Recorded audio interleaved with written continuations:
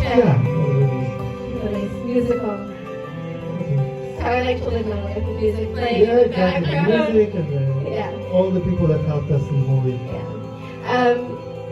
This is the second movie you made together with Jonathan Mir. The first one was Dolphin Boy, which was also a film that took place with a lot of underwater shots about a young man who's doing dolphin therapy. I'm curious how you guys came to this story and came to work together on this film. Yeah, so actually, it all started after I've done 39 Pounds of Love, and which there was there was an article about the movie because it was very successful here in the United States, and actually Jonathan was one of the people that worked as a journalist and wrote this story. And there was a big production company in Israel, Golan Globus, Globus actually, that they asked me if I can make a movie about Amos. And Jonathan and I met because Jonathan was also a photographer, still photographer, and he wanted to work with Amos. So the story of Amos was too complicated and too expensive.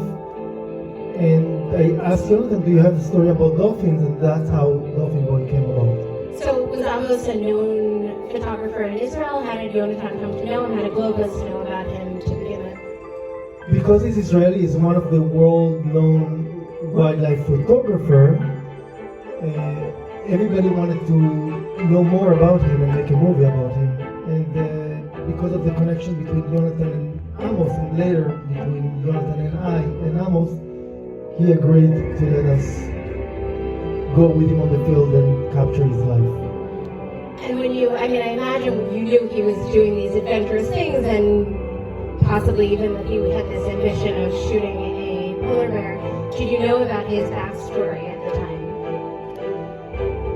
So for us, do you hear us okay? Or yeah, with music, without music? No, soon. So for us, it was always a matter of Amos' personal story and how we can tell his post-trauma from the war, his relationship with the father in relations to what he does.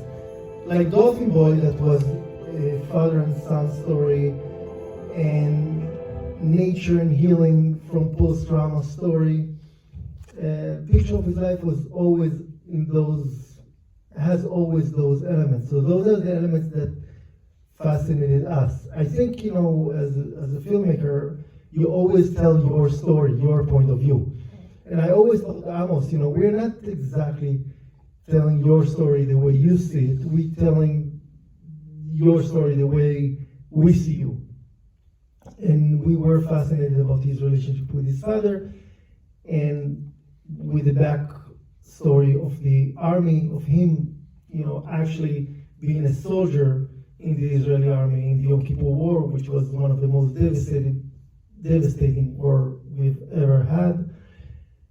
And Amos had to carry a gun and possibly kill people. And the fact that he replaced the gun with a camera, and instead of the lenses that kill people, he captures life and nature, and he has this wonderful message to bring to the world. Those elements really, intrigued us in making this movie. And also there was the polar bear. Because we asked, Amos inspired us because he's somebody that goes all the way as extreme as possible. So we asked Amos, what is the one thing you have never done? And then he told us the story about the polar bear that was chasing after him. He was diving and he thought, when the polar bear was aggressive, that the polar bear doesn't go deeper than 20 feet, because that's what he read about polar bears. And that was 10 years ago. The only thing is that the polar bear didn't read this article. And he kept chasing after Amos. And Amos had some kind of an unfinished business with the polar bear. We wanted to capture what is the polar bear symbolizing. And we thought that it's more than that. It's more than just the polar bear, because it is that's why we call the movie The Picture of His Life. It's the picture of his life. In some ways, it's the relationship with his father. In some way, the father is the polar bear. I think it's interesting because you just said that you had told Amos this is not about how you see your life, it's how we see it. And the film is structured mostly with these interviews of other people about their perspective on Amos and not Amos speaking about himself. And in fact, we don't even see those people until the very end of the film. Why did you decide to structure it that way? Was Amos reticent about sharing his own perspective on his life, or did it come from elsewhere? So first, we have done a lot of research and we took a lot of interviews and we shot the movie on the course of 10 years. I mean, imagine that. I was much younger when I started. Even Jonathan was much younger. And we became parents during the movie. We have kids from 2 separate wives. And we never believed that this movie, will be what just came out. And the reason we have decided not to show all those interviews are for 2 reasons. A, because the interviews were they never had one style. Imagine the cameras from 10 years ago. Today, your iPhone, by the way, especially your iPhone, is better than what we shot 10 years ago. And I like, if I do have interviews, to try to give them one style. Second reason is that if we could have the picture of Amos with the wonderful touch of Jeff Giles, our motion graphic guy that needs a big hand for his work. So if we can have that and show that instead of just talking heads of people, so artistically we prefer to do that, especially that we're making a movie about an incredible wildlife photographer. And Amos didn't really seem to want to talk about himself in that way. Is that? So for the 10 years that we know him, he hardly spoke about his life, about his father, about the army, and in many ways, we didn't get to Amos at all until we got to the Arctic. So that's what we also want to show in the movie, the process that we went through with him, that he actually started speaking to us. It's not that he didn't speak, but he didn't really speak like the way we wanted. He wasn't the Amos that we looked for, the real guy. He always had this persona, and we always asked the question, who's the man behind the image? Because he had like a lot of image, and he's taking people he's like a tour guide. So he's taking people all over the world, and he spoke to us like we're one of the guys that he's taking on the tour. You see here, I'm taking this photo, now I'm going here. No, we wanted the real Amos, and we got that only in the Arctic, in his element. I'd love to open it to questions from the audience, and I'll repeat them. Yeah. We're sitting here in this comfortable theater, and to us, what he's doing with polar bears and sharks and other dangerous predators seems reckless.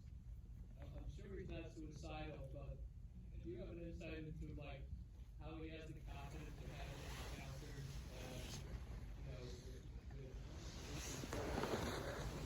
And is there something going on that we don't see on the camera that adds some additional layer of protection? So does Amos have any additional protection that we're not seeing? Do you think his behavior is reckless? Or where does the line between recklessness and bravery sort of land for him? So whenever we spoke about this film, people told us, he's like grizzly man. Oh, he's not another grizzly man. So his ending was better. So Amos is definitely not grizzly man, as much as we are not Werner Herzog. And we definitely thought that Amos takes a huge amount of risk. And that's not something that we will do, and not something that we recommend for you to do at home. Let's put it this way. But at the end of the day, I can tell you that Amos has a lot of knowledge. He will not go to a big animal or to a great white shark or to a polar bear if he thinks he's dangerous. He can make mistakes and it can cost his life. I will even say that he's not like free solo. If you've seen this, he's not taking that much of a risk because he's also going there with Adam Ravitch, with the cinematographer that helped him. So in many ways, he was protected in that matter. With that, even the Inuits that are the guys that took us to where you can find polar bear, and we were not sure, by the way, that we will find polar bear. That's another story. But even the Inuits said, that they would not do what Amos has done. So in many ways, yes, it's crazy. He says if he was here, he will say he knows what he's doing. He's trying to bring some message and to push the envelope. But I will not do that. Can you talk a little bit more about the message that he's hoping to bring?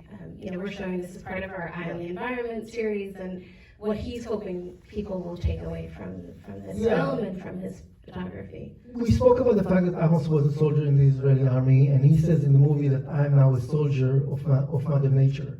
So he replaced the gun with a camera, and now he shows the beauty of nature, but he also shows that with knowledge and respect and love, humans and big animals can live in harmony.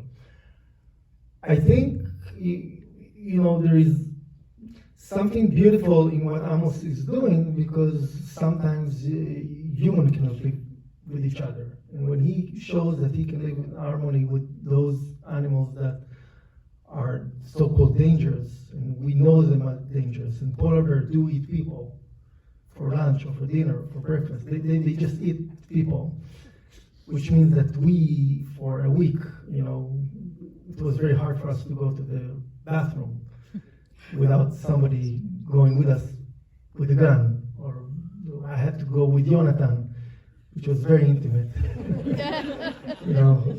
And not to mention that there were no bathrooms there.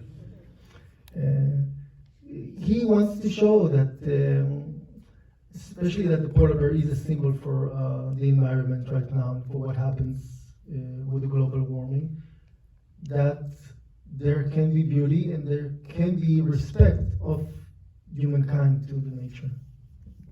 Question right here. First of all, the film is absolutely beautiful. Thank you for making it. It was magical. It was really magical watching it.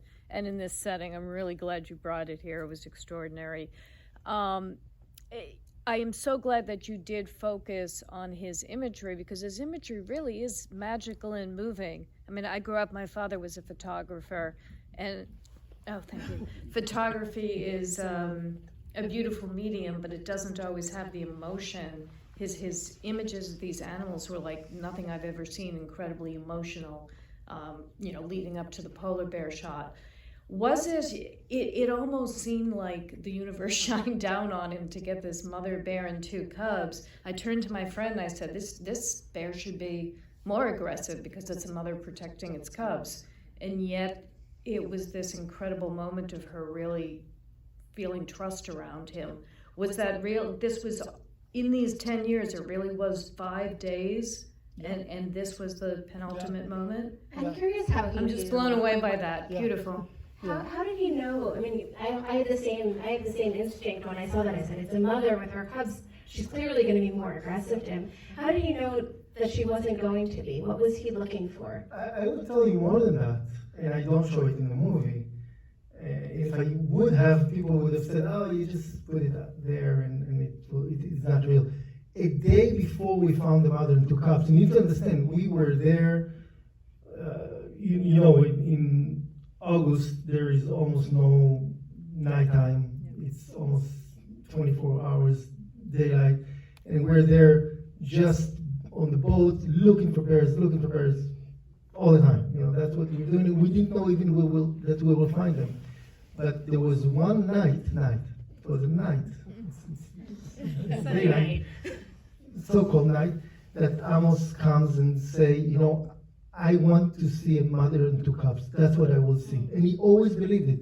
in it. And there were days that we didn't do anything because it was raining and we couldn't do anything. So we were thinking that, we spend all this time, energy, money, and you need to understand, we took 6 flights to a place called Baker Lake. I don't know if anyone knows where it is, but there is no Jewish film festival there. It's the furthest you can go in the Arctic that some plane would ever land, and then we take another plane to the Berland.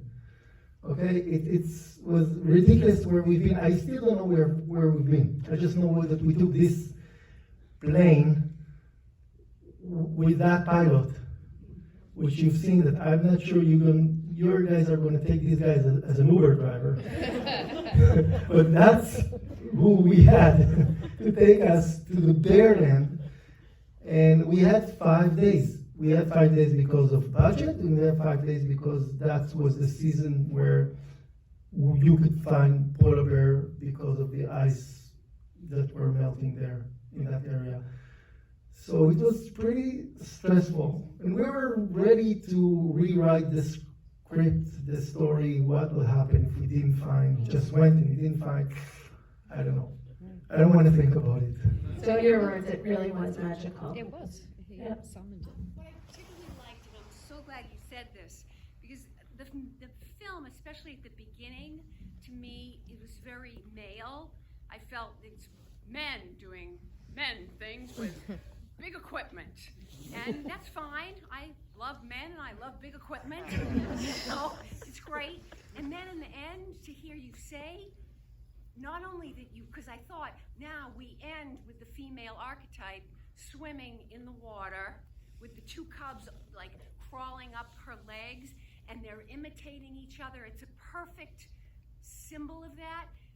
And then to also know that that's what he wanted, to me, that's so beautiful. It ties it up. And I'm very glad that I came tonight to not only see you and see your work, and also to learn the deep inside of what this man wanted. He wanted to find a female and 2 cubs, not the aggressive hunter. Yeah, and I would say that at the end of the day, the reason it took us so long is that we knew that Amos went through many hardships in his life, but the reason both Jonathan and I are working for so long on this movie because we wanted to end on a positive note. We wanted to bring a positive story. I mean, part of what I do, the reason I call my company Jude Productions, it's from the line "Take a sad song and make it better," is because I do believe in positive stories and movies that at the end of the day give you some kind of hope. So the line of Leonard Cohen, there is a crack in everything, that's how the light gets in. And that's almost what I want the audience to take out of the film. I think Jude is the saint of lost causes. But St. Jude is the saint of lost. Saint Jude is the saint of lost causes. yeah, and if you But I do think there's a really nice dichotomy in your. I mean, you have this vast outdoors where he's searching for this polar bear, and then you show this really intimate story. And I think there is a very male or masculine story, and then there's the feminine, story of the mother and her cubs. So there's a nice interplay between this and that throughout the film. Yeah, we definitely wanted to capture the holistic side of Amos and what he's doing. It's interesting because one of our executive producers in this film is Nancy Spielberg, and she has this brother, I don't know if you heard about him, Steven something, and he has done that movie like 40 years ago named Jaws. And Jaws, I don't think Steven Spielberg intended it to be like that, but Jaws gave a really bad reputation for the great white shark. And Amos is trying to do exactly the opposite with the great white shark, and we took it one step forward right now with the polar bear. At some point, because we were there, Amos Nahum, Israeli, Jonathan and I from Israel, and Adam Ravis is Jewish from LA. we thought that maybe we should call this movie, instead of jazz, Jews. But then we found out that polar bears are not necessarily part of the tribe. But we did want to show the other side of the coin to those, I think, beautiful animals. When I saw the polar bear for the first time, I was in awe. It was like unbelievable. They're so beautiful. Don't bring them home, but they're just beautiful. And we sometimes hunt them and we mistreat them, and what we do to the environment affects them. You know, when the ice are melting, they need to swim and swim and swim, and they lose power and they're getting skinnier. And that's just a symbol to what we do. And if Amos could bring that message out there, beautiful. I'm coming from another world. I've done on the map, so I'm coming from the basketball world. So I don't feel like that's not my natural place to be in the Arctic. I'm much more comfortable in the basketball courts, and doing Dolphin Boy was easier, I have to be honest, than Picture of His Life. But at the end of the day, you know, all those films have some kind of thing that, you know, I could work with, and Jonathan could work with, and we could bring it out. Whoever wants to watch some of our films, we have DVDs outside, and you can support our foundation and buy DVDs, etc. We have time for a few more questions. Yeah. So right there in the back. What's Amos doing now, and what are your current and upcoming projects? So what's Amos doing now, and what are your current projects? So Amos is doing now is taking people to remote places, and he's taking tourists. He has a website called biganimals.com. If you have extra money, you can go with him to the Arctic. If you have extra money, you can also help promote this movie. Or join us for the next movie that will answer your next question, is about Aulcie Perry, the African-American guy in the team. And that is in many ways a continuation of what we have done with On the Map. And that was also part of the Boston Jewish Film Festival. And I believe we will probably bring it here in I don't know. We will stay tuned for Stay tuned, coming yeah. to Aulcie and Boston. Stay tuned. Yeah, exactly. By the way, yeah. Time sequence with Amos's father embracing his crazy son when he's in the hospital. Can you talk about the scene with his father embracing him in the hospital and the time frame for all of that over the 10 years? One of the magical moments in documentaries is that you go to places and you don't know what you will get. So you saw 70 minutes. Of course, we shot about 70 hours. And a lot of the stuff that we shot is not in the movie because it's really boring or it doesn't fit the story. But we went and we wanted to interview the father again because we knew there is some deep elements of father and son relationship, and he was in the hospital, so we thought maybe it's his last days. That was before we went to the Arctic. It wasn't during the, I mean, we cut it in the movie like it was when we were in the Arctic, but it actually, we shot it before we left to the Arctic. And Jonathan and I went to the hospital, and we had the camera on the corner, and he has the neck mic, and he was just speaking like, sometimes he spoke to us like we're Amos, and sometimes he just asked where Amos is. And I think the question was like, if Amos was here, what would you want to tell him? And what we saw in the movie is, Amos, I love you, and that really closed a circle. And it was a beautiful moment. Yeah.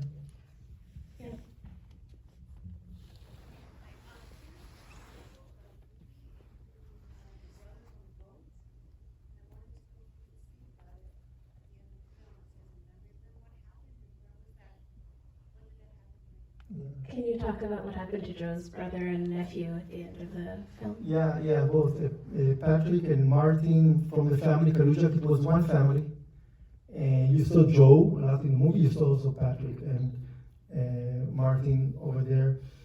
It was really sad because when we were in the editing, we heard that because of ice melting accident, and we understand that it happens a lot there.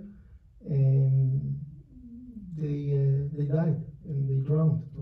It was a very sad moment for us, so we decided to dedicate the movie for them. Yeah. We have time for just 2 more questions. How long were Amos and Evan actually in the water with the mother and the 2 cubs, and how they were working with that person? How long were Amos and Adam in the water, and how nerve-wracking was that for you and everyone else? It's a good question. I'm happy you asked it because people don't realize that, and I'm happy you mentioned it. We were not in the water, Jonathan and I. We were on the boat. So for us, we saw it almost like you guys have seen it. Besides the fact that we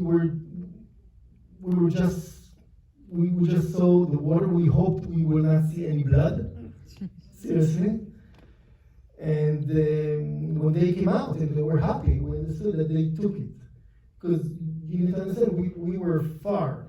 So they were in the water and we were kind of far on the boat. I mean, if they needed help, we would have come, but we were pretty far and they wanted the bears to come to them.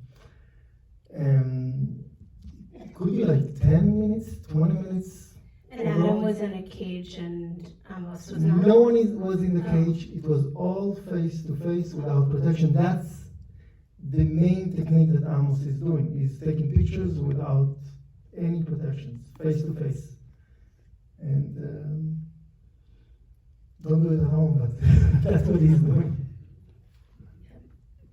We see a lot of footage of the polar bears on land, like we see the mother and the cubs getting out. Did you get that with a drone? Yeah. And how did Amos feel about the drone and the ease? Now So it's so the- easy to get just footage a- of polar bears. Yeah. So a lot of the footage is the polar bears on Yeah. land, which it looks like was shot on a drone. How did Amos feel about that? So Adam Ravitch and also Jonathan, but mostly Adam, they loved playing with the drone. It was like a new toy that they played with. And as soon as they had the shot, and we were surprised that actually the mother and 2 cubs were in peace with everything. We had time because they went on the boat and Adam could take the shot from the drone of them going out of the water. And that was beautiful for us. That was always, we call it like the bonus shot. So in movies that whenever you just get a take and you still have time, and actually after we took that, we had plenty of time because all we wanted is that shot. And we took what we call the bonus shot, and those were the drone shots that we're very happy about because they enriched the movie, especially in this theater. Yeah. Wow. Well, thank you so much for being here. Yeah, thank you guys. Thank you all for being here. Picture of His Life is screening again tomorrow at 11:30 at the MFA, so tell your friends. And we will see you soon with your next film, hopefully. Happy. Always a pleasure coming here, guys. Thank you.